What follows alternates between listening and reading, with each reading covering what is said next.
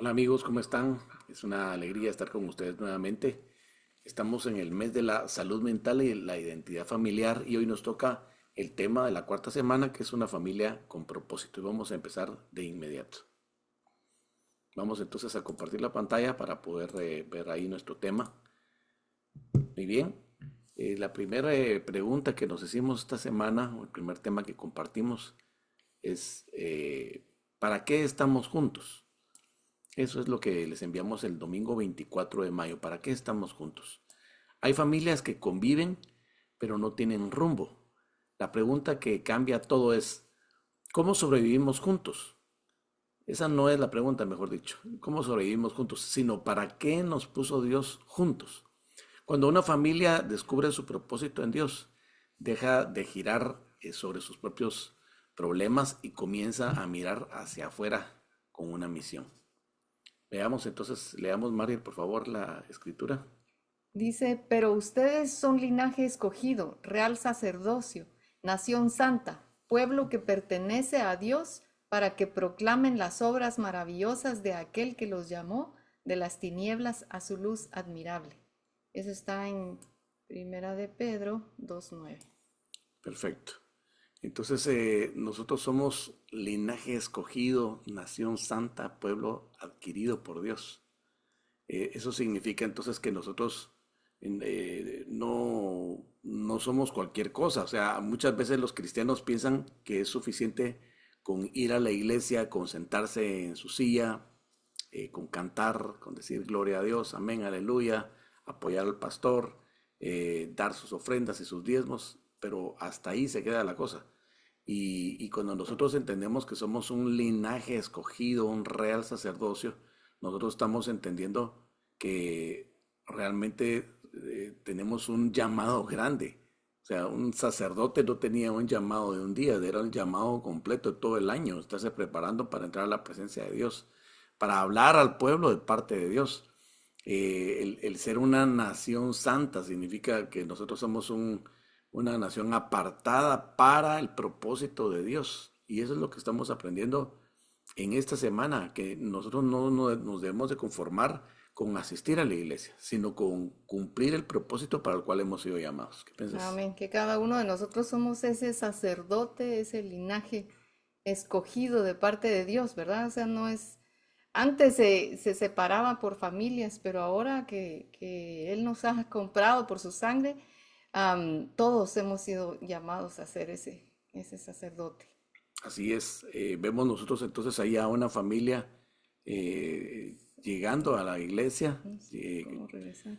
Estamos nosotros viendo cómo esa familia asiste a la iglesia, pero también cómo sirve al Señor, cómo está dispuesta al servicio del Señor. Vamos a continuar entonces. Bueno, hay un comentario importante que nosotros tenemos que, eh, perdón, vamos a ver. Aquí estamos. Algo que quería compartirles, algo muy bonito, que está en Romanos capítulo 16, versículos 3 al 5. Dice, aquí se saluden a Priscila y Aquila, mis colaboradores en Cristo Jesús, que arriesgaron su vida por mí, tanto como todas las iglesias de los judíos, dice, tanto yo como todas las iglesias de los no judíos les estamos muy agradecidos. Saluden también a la iglesia de su casa. Entonces aquí está Pablo, vemos ahí del lado izquierdo a Pablo escribiendo, ¿verdad? Esa carta a los romanos, pero también vemos nosotros del lado derecho, lo vemos a Pablo compartiendo con Priscila y Aquila, quienes habían abierto su casa. Y me llama la atención lo que dice mis colaboradores en Cristo Jesús, que arriesgaron su vida por mí, tanto yo como todas las iglesias de los no judíos les estamos muy agradecidos. Entonces, quiere decir que esta familia, Priscila y Aquila, abrieron las puertas de su casa como familia y se arriesgaron. Acuérdense ustedes que en ese tiempo había persecución, que no era fácil servir a Dios como lo es ahora. Y hoy en día nosotros a veces hasta negamos nuestra propia casa o negamos nuestros propios recursos o no queremos ni siquiera tener, decimos que no tenemos el tiempo suficiente para servir al Señor. Cuando esta gente en el tiempo del principio de la iglesia se arriesgó, no solamente era abrir la puerta de la casa, era poner sus vidas en riesgo. Así es, ahí está bien, bien claro. O sea, bueno, Pablo dice arriesgaron su vida por mí, en realidad era por el evangelio, ¿verdad? Pero pues él era el que estaba siendo el portador. Y cómo es de importante el saber que somos un cuerpo y que como nos echamos el hombro, ¿verdad? O sea, no es responsabilidad de una sola persona que está llevando el evangelio, sino de todos los que lo acompañan y los que se arriesgan, ¿verdad? Pues también por llevar ese mensaje. La pregunta es, ¿estamos nosotros cumpliendo con nuestro propósito como iglesia, como familia, de la iglesia, fuera de la iglesia? ¿Estamos nosotros poniendo nuestros recursos a la disposición de Dios? Por eso, bien importante, ahí está la familia asistiendo a la iglesia, pero ese es el comienzo apenas, eso no es el final, eso es simple y sencillamente marcar la línea de partida. Y ya hablamos entonces, ya leímos esa escritura que habla acerca de ser Correcto. linaje escogido y real sacerdocio, nación santa, pueblo que pertenece a Dios, para que proclamemos las obras maravillosas de aquel que nos llamó de las tinieblas a la luz admirable. Ahí nos está hablando la palabra claro. Si alguien pregunta, bueno, pastor, pero es que no te entiendo, ¿cuál es el propósito de mi familia? Entonces, ahí está clarísimo. Ujú. Fuimos llamados a proclamar las obras maravillosas de aquel que nos llamó de las tinieblas a la luz admirable. ¿Quién es? Cristo. Entonces somos llamados como familia a proclamar las maravillas que Cristo hizo en nuestra vida, porque antes estábamos perdidos en nuestros delitos y pecados y ahora estamos salvos. ¿Será eso un dato menor? ¿Será eso algo pequeño como para que yo lo considere como que no es prioritario en mi semana? ¿Será eso algo pequeño como para que yo se lo prive a las personas que están perdidas? No, esto es algo grandioso. El Señor Jesús nos salvó, la salvación que tenemos es algo enorme que nosotros no debemos de negarle al perdido, porque el perdido no sabe de estas cosas. El que no está caminando con Cristo y está muerto en sus delitos y pecados nos necesita a nosotros. ¿Cómo va a llegar esa palabra si no es a través de nuestro ejemplo, de nuestra confesión, de nuestra fe, de compartir a las personas, de invitarlos a que conozcan a Cristo, que conozcan la iglesia? O sea, ese es el propósito de nuestra casa. Veamos lo que mandamos el lunes 25 de mayo. Dice, en esta casa serviremos al Señor. Josué no esperó que toda la nación decidiera, él habló por su casa. Esa es la autoridad y la responsabilidad que Dios le da a cada padre, madre y cónyuge. No pueden controlar lo que otros eligen, pero sí pueden declarar el rumbo de su hogar con valentía y convicción. Mm. Josué 24:15 dice, Pero yo y mi casa y mi familia, dice aquí, pero yo y mi familia serviremos al Señor.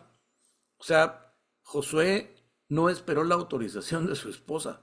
Josué tomó la decisión porque él sabía que Dios lo había nombrado a él cabeza de su casa. Así es. Hoy en día el enemigo se ha robado eso, se ha robado esa autoridad que el hombre tiene Ujú. y ahora se ha proclamado, digamos, un falso orden en donde el hombre pierde por cuestiones de derechos humanos y por cuestiones de no machismo, pierde ese su lugar preponderante que es de cabeza de hogar y no es ningún machismo.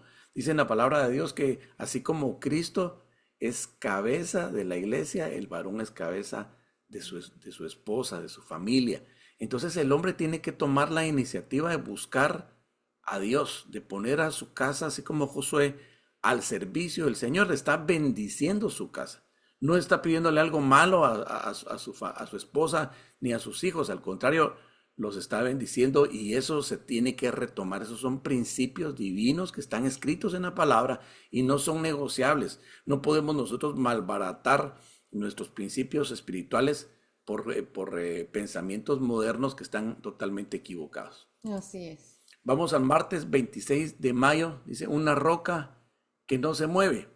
Las crisis no pueden, no piden permiso para llegar, llegan. Y en ese momento lo único que importa es sobre qué está construida la familia. Los logros, las tradiciones y los sentimientos son buenos, pero no son roca. Solo Cristo sostiene lo que ninguna tormenta puede derrumbar. Y ahí vemos nosotros una imagen de una casa que acaba de sobrevivir una tormenta terrible. Vemos al hombre de esa casa observando a su alrededor. Vemos esa casa firme, pero todas las casas que no estaban construidas sobre la roca, sino que sobre la arena, están anegadas, están hundidas, han sufrido gran pérdida. Veamos lo que dice Mateo 7:24. Todo el que me oye estas palabras y las obedece será como un hombre prudente que construyó su casa sobre la roca. ¿Qué nos puedes decir, Mariel, sobre esta historia? Bueno, pues estábamos hablando el otro día, ¿verdad? Que todos de alguna manera hemos escuchado de la palabra de Dios, pero escucharla y no obedecerla es como edificar esa casa sobre arena, o sea, no hay un buen fundamento.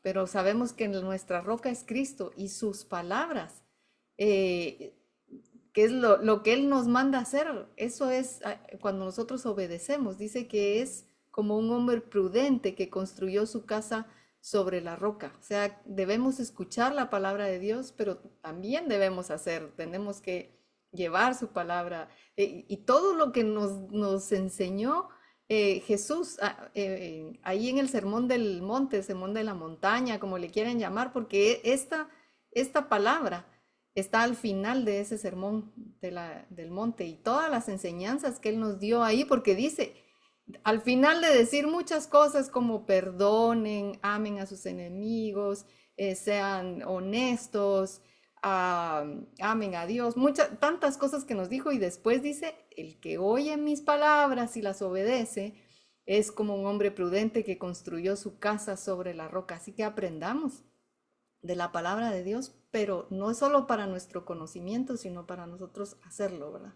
Así es. Vemos entonces nosotros que claramente la voluntad de Jesucristo es que nosotros como familia estemos fundamentados sobre esa roca y esa roca es Él, es Cristo mismo y Él es la palabra viviente, Él es el verbo hecho vida y Él nos da las instrucciones de qué es lo que espera de nuestra familia, ese propósito que se tiene que cumplir, esa casa que se ve en lo alto, esa casa que sirve de guía a los demás, esa casa que es ejemplo. Nuestra casa tiene que ser un ejemplo para los demás. Debemos de ser nosotros visibles como familia, diferentes. No debemos de conformarnos simple y sencillamente con asistir a la iglesia. Es más allá, es ser un ejemplo en medio de una sociedad que está perdida, en medio de una sociedad que está con sus valores rotos. Nosotros tenemos que ser el ejemplo para ellos. El miércoles 27 de mayo enviamos esto, identidad que no se pierde en la tormenta. Cuando la crisis golpea, muchas familias pierden el hilo de quiénes son. La identidad anclada en Cristo no depende de lo que tenemos, de cómo nos va, ni de lo que otros dicen de nosotros.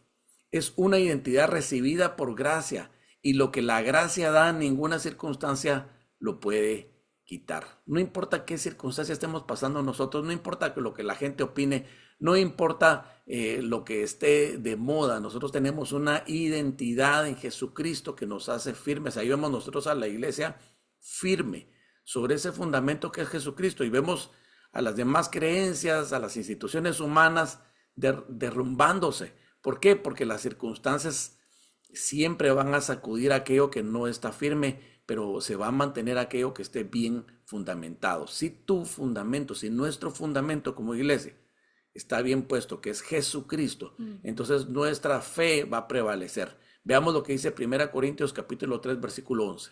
Pues nadie puede poner un fundamento diferente del que ya está puesto, que es Jesucristo.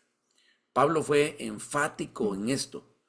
Él fue el perito arquitecto de la iglesia. Dios lo llamó a él aún fuera de tiempo porque él ya no conoció personalmente a Jesucristo mientras estaba sobre esta tierra, pero sí se le apareció a Jesucristo y lo llamó. Después de estar persiguiendo él cristianos, él se convirtió en una persona totalmente diferente, en el apóstol que fundó tantas iglesias y que consolidó esta doctrina sana sobre Jesucristo, fundamentada sobre Jesucristo.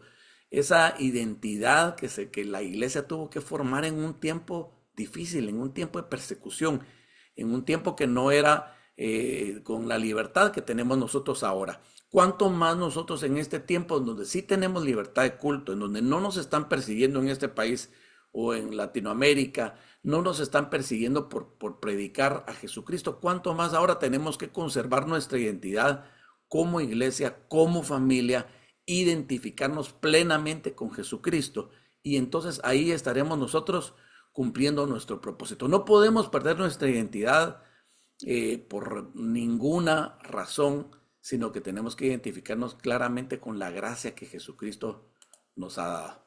Las conclusiones de nuestro tema de una familia con propósito son 4. Yo voy a leer una y luego María lee la otra y ahí nos vamos. La número 1 dice: como familia debemos juntos reconocer y tomar nuestra misión y propósito de servir a Dios. La número 2. Las cabezas de familia, los padres, deben declarar públicamente su decisión de servir a Jesús. Excelente. Número 3. En medio de cualquier crisis o circunstancia, la familia prevalecerá si está fundada en Cristo. Número 4. La gracia de Jesucristo nos da una identidad que nos sostiene firme como familia. Ahí tenemos entonces nosotros nuestras 4 conclusiones de este tema y queremos cerrar con estas preguntas que son importantes que te las hagas el día de hoy para que reflexiones. Número 1, ¿qué aprendí hoy sobre una familia con propósito? ¿Qué aprendiste hoy acerca de que una familia debe tener propósito? Y la pregunta número 2 es: ¿cómo me siento en mi corazón sobre el propósito en Cristo de mi familia? ¿Qué sientes ahí en tu corazón acerca de este tema? Y número 3, ¿qué acciones tomaré para cumplir como familia nuestro propósito? Así que ahí tenemos nosotros esas 3 preguntas que nos debemos hacer el día de hoy, y quiero concluir con una oración para que esto sea una bendición en tu casa, que tú tomes tus decisiones con tu familia y que permitas que el Señor cumpla ese propósito. Así que cierra tus ojos ahí donde estás un momento y vamos a orar. Padre, gracias porque nos has mostrado el día de hoy que nuestra familia, Señor, tiene un propósito y que ese propósito, Señor mío, es ser luz en medio de las tinieblas, estar fundado sobre Cristo, ser ese testimonio claro de que tú, Señor mío, estás con nosotros y que somos diferentes y que tenemos una salvación la cual queremos compartir, la cual es nuestro llamado. Señor, ayúdanos a cumplir ese propósito como familia.